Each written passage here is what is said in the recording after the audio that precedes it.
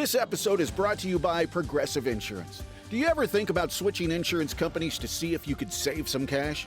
Progressive makes it easy. Just drop in some details about yourself and see if you're eligible to save money when you bundle your home and auto policies. The process only takes minutes, and it could mean hundreds more in your pocket. Visit Progressive.com after this episode to see if you could save. Progressive Casualty Insurance Company and Affiliates. Potential savings will vary. Not available in all states. You know, for many of us, it's not that we want to quit drinking. We want the benefits that we believe will come with giving up alcohol.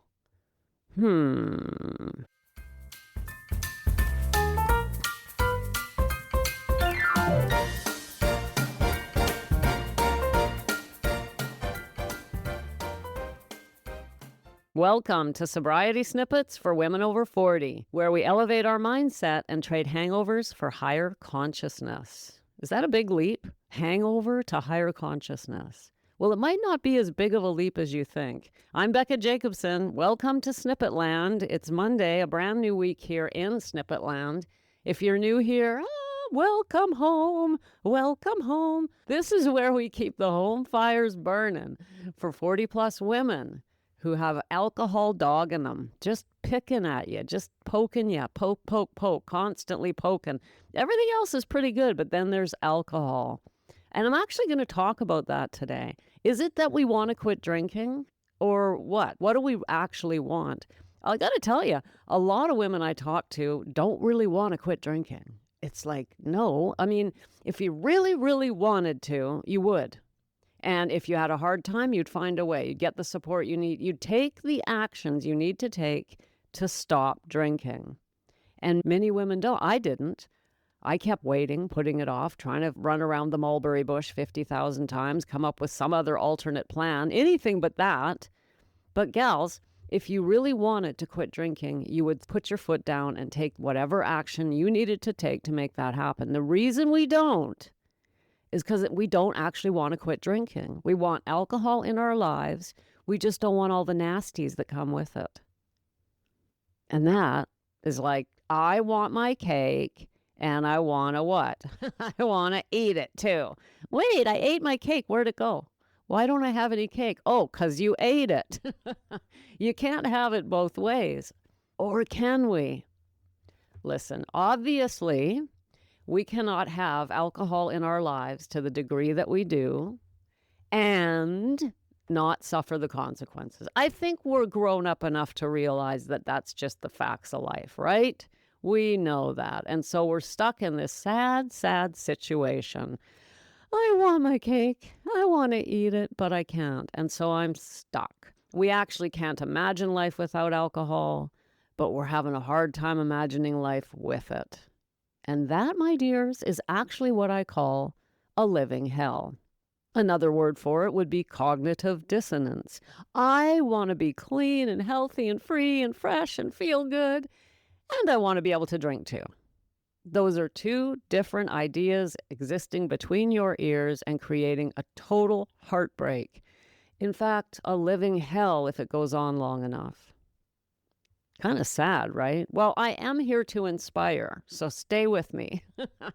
I'm always talking to you about not surface dwelling. In other words, not just gathering information, but actually practicing what we learn. And today I'm going to give you an example of that. I'm going to show you how one small idea can turn into a practice that can last for weeks, months, years, even the rest of our lives. Here's a quote that I got. I'm going to share a quote with you and talk about it and show you how I've applied it in my life and how I continue to apply it and how important it is to you. You, especially in relation to what I've been talking about, how we want alcohol, we don't want alcohol. This quote, if not surface dwelled, which is a snippet land expression, if you actually put it into practice, spend some time with it, and I'll explain the best way to do that, it can actually change your life. And I really love this one because it's also an example of an idea that seems really small that we could almost miss. We might read it or hear it somewhere and we don't really pay much attention, and yet there's so much power in it. And that, of course, ties back to not surface dwelling, to really paying attention to the ideas we're getting and then putting down the source from which the information's coming and spending time with the idea. Okay, but this snippet is not about surface dwelling. You've heard me talk enough about that. Let's practice what we preach here. Here is a quote for you. As far as I can tell, this quote is attributed to Neville Goddard. And here it is. Ready? Hold on to your knickers. Everybody got their seatbelt on and ready for this a mind-blowing idea? Ready? Okay, here it comes. Ready? Okay, here we go. Desire is hidden identity. Bam! You're like, what? That's it, Becca? That's all you got? Come on, bear with me. Desire is hidden identity. My dears, this idea is loaded, packed. It is so juicy that we're going to spend we're going to spend the rest of this snippet on it, and I'm going to riff off the same idea on Wednesday this week and Friday, because I ain't kidding, babe. It's a seed of an idea that can bloom into a gigantic tree of freedom and joy and peace and happiness. I know, right?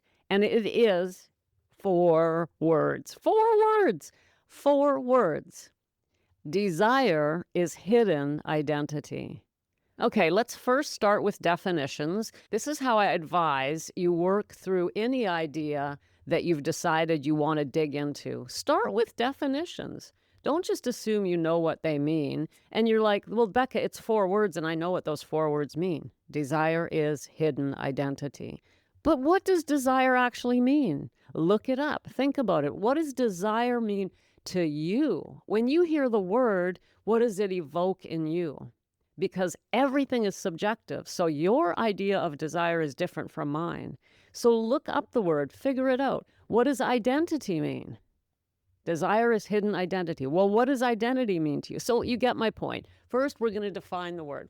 Desire isn't about lack. So I'm going to give you mine, right? In this context, desire isn't about lack. And that's what actually one of the many, many things I love about this quote. Because when we think about desire, it always brings with it a little bit of underlying anxiety because it's something we don't have, right? It's, I want this, I want that, So desire could actually be looked at as something negative, but it isn't. It isn't in this context. It's not about lack. Okay, get ready for this. Here's the thing. It's actually a clue to who you already are at a deeper level. I know, right? Let me say that again. Desire isn't about lack. It's a clue to who you already are at a deeper level. Desire is hidden identity. In fact, there are some thinkers out there, and hello, hand up over here. I admit it. I'm coming clean. I agree with this idea. And that's the fact that desire is divine. In other words, given to us from God or a higher power or the universe or whatever you call it. For those of us who have a belief in something bigger than ourselves, aka God, the argument is that desire actually comes from God. Divine desire. Write that in your journal and think about that for about 2 months. Talk about not surface dwelling. We're just still on the first word of this 4-word phrase. But I really want to look at this. If desire isn't about lack, but a clue to who you already are at a deeper level, that's powerful. Add to that the idea that desire is divine. In other words, comes to you from God. And oh my God, you're pretty much backed into a corner. What it really means is if you want something, you have a desire for something, it's God poking you on the shoulder and going, excuse me, hello, over here. Yeah, just want to let you know that this is available to you. This thing that you're desiring, it's available. You can have it. I mean, wow, right? If you believe that, and I do, then by not following through on your desires, you are actually shutting the door in God's face and saying, yeah, well, thanks, but I don't have the courage to get it, or it can't be real, or whatever we say. So, of course, let's stay in context. We're talking here today about a desire for an alcohol-free life. Now, on some level, you must have that or you wouldn't be here. I know that there's also a part of you that doesn't want it, that's thinking, oh my God, why can't I just control my drinking? But that's a different snippet. And for you, my dear, it's never going to happen. So the desire to quit keeps coming back. That's why you're here. And if this desire comes from something greater than yourself, your higher self, then if you don't pursue it, you're saying, well, thanks for letting me know I could live this beautiful alcohol-free life, but I think I'll just stay over here in the corner with my wine. And yeah, right? No, we don't want to do that. And that's essentially what we're doing when we turn our back on a desire that is clearly coming from somewhere higher than ourselves. And this is a really good moment to stop and look at the difference between desire and craving. Listen, when you're craving some wine, that is not a divine desire. There's a big difference between a soul-level desire, which is expansive, enlivening, peaceful, and addictive craving, which is contracting, anxious, and urgent. We must discern between these two types of desire. One is craving, one is actually coming from our higher selves. If you've been wanting to get alcohol out of your life and find out what it's like, that desire must be honored as coming directly from God. Woo! Yeah, I said it. I said it. So let's go now back to our phrase. Desire is hidden identity. You're listening to this podcast, so I know you've got a curious mind. Here's a helpful fact you may not know yet. Drivers who switch and save with Progressive save over $900 on average. Pop over to Progressive.com, answer some questions, and you'll get a quick quote with discounts that are easy to come by. In fact, 99% of their auto customers earn at least one discount. Visit Progressive.com and see if you can enjoy a little cash back. Progressive Casualty Insurance Company and Affiliates. National average 12-month savings of $946 by new customers surveyed who saved with Progressive between June 2024 and May 2025. Potential savings will vary. Well, okay, so we have this divine desire to live an alcohol-free life. It's actually God saying you already are her. It is your identity, this alcohol-free woman that you are having a hard time even imagining, she's there waiting for you. She is waiting for you to step up and give her life. Let her live. She's waiting in the wings, babe, waiting in the wings for you to step up and be her parent, so to speak, and say, here, I will give you life. Come over here and I will give you life. She is your future self. But I want to go gently with that word because the truth is that she exists now. She's waiting right here, right now. She's not a month away, 2 months away. A different, calmer, a more mature version of her, yes, exists in the actual future, a month, 6 months, a year. But her, just the beginnings of her, she's available now. So I don't want you just thinking about her as a future self. Future self-work is tricky because while we plan out our future identity, we don't stay in the future. We come back to the moment and we be her now, today. And that's not what this snippet's about. If you're doing future self-work, be careful that you're not putting off that future self. So I'll just say that about it. But to stay focused on this, if desire is divine and it's hidden identity, it means it's standing right there waiting for you. It's available. It's available. And the only thing stopping you from stepping into the shoes of that identity is fear and doubt. Fear and doubt. Fear and doubt. You're afraid to do it and you doubt you can anyway. And those two things, this is like snippet land wide. I've been saying this for over 3 years. Those are the two things that will take you down. Fear and doubt. Everything else lies underneath those two things.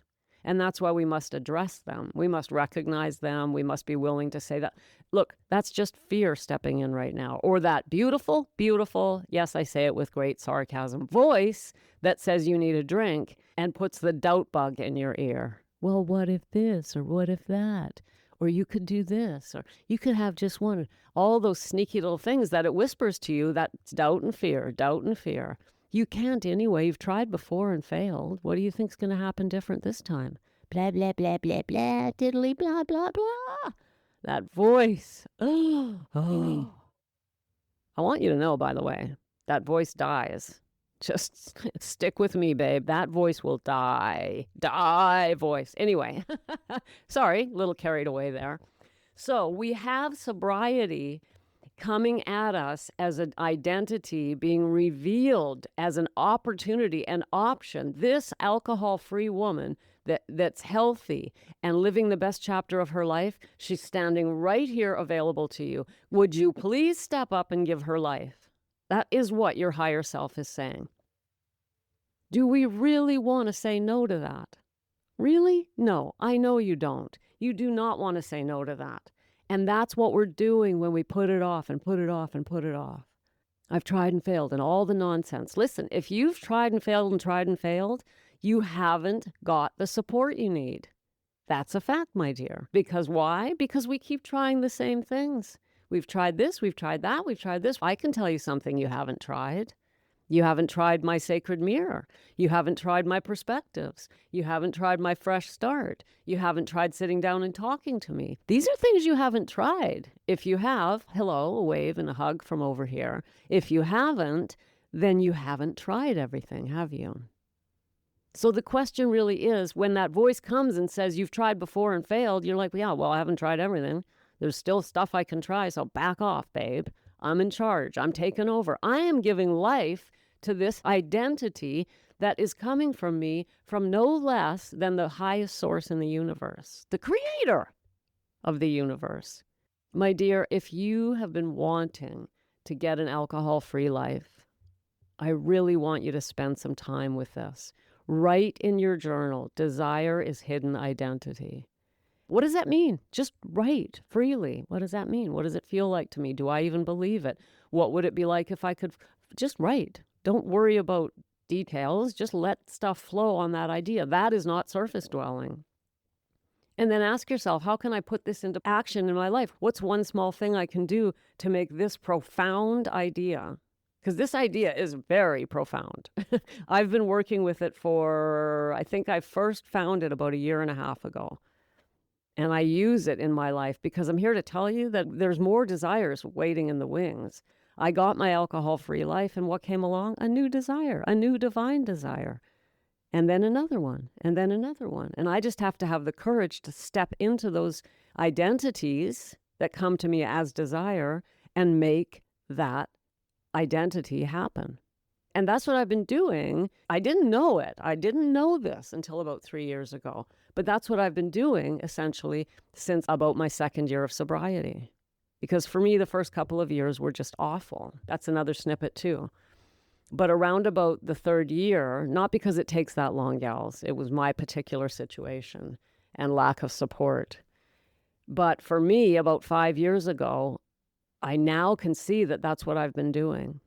Getting a new desire and recognizing it as a hidden identity and stepping up, having the courage to step up and make that identity real, make it happen. And I mean, I have perfect example of this. I got this desire after 20 years as a college professor to do something else. I'm 57 years old. I have 20 years on the books at the college, right? And I'm building a pension and I've got security and I got all that, the benefits. I'm living the dream. So I'm living this beautiful life and this new desire pops up after I've got a couple years of sobriety. Maybe this isn't what you're meant to be. And I'm like, yeah, you know what? I'm not feeling the love for this anymore. After 20 years, it's getting kind of monotonous, I gotta say. And so here I am, podcaster, best-selling author, mentor to women over 40, helping them change their lives, having the profound, unbelievably profound privilege of working with you gals, those of you who step forward. None of that would have happened if I hadn't given life to a desire that I now know was a hidden identity. It was essentially my higher self saying, you know what? This is available to you. And let me tell you, that was scary. Give up all that security to take on some unknown thing called podcasting and online coaching. What the hell is that? I don't know. I'm an English teacher. What do I know? I don't know nothing. No, all right, I'm scared. Lots of fear, lots of doubt. But I've stepped up. I do it anyway. And you can too. I'm not saying you're going to change your career, but you simply don't know what desire is waiting to tap on your shoulder while you're putting off the desire for an alcohol-free life, the identity of the alcohol-free woman. Gals, this is plump. This is a plump snippet. So I think I said this last week too, but honestly, listen to this one again. Write down some stuff on it. Think about it. Carry it with you. Please don't surface dwell it, because there is gold hidden in this snippet and in this quote. Desire is hidden identity. Your new life awaits. It's literally standing in the wings going, hello, over here. When do I get to come on stage? And if you want to bring her to life, the simplest, smoothest, easiest way to do that with support is to come and join us in the Fresh Start Foundations community. This is a small circle of 40-plus women. We meet once a week on Zoom, Friday evenings, because often that's a tough day. And I teach the foundational strategies for sober living, and we support each other, and it's very powerful. The link is in the show notes. I would love to see you there. Thanks for popping in. Be sure to come back next time so I can keep your head on straight. Sending you buckets of love.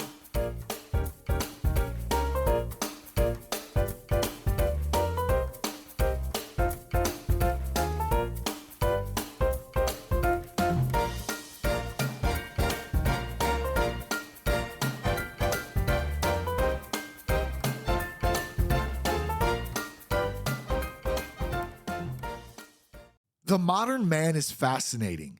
He has a standing desk. He takes creatine. He listens to podcasts at 2 times the speed.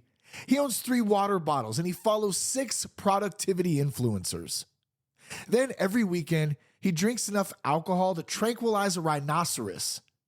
If any of this sounds familiar, I'm Shane Raymer, host of That Sober Guy podcast. We talk performance, we talk purpose, we talk leadership, and we talk about building a better life without alcohol. Because the answer isn't another life hack. It's removing the thing that's holding you back. Search That Sober Guy wherever you get your podcasts.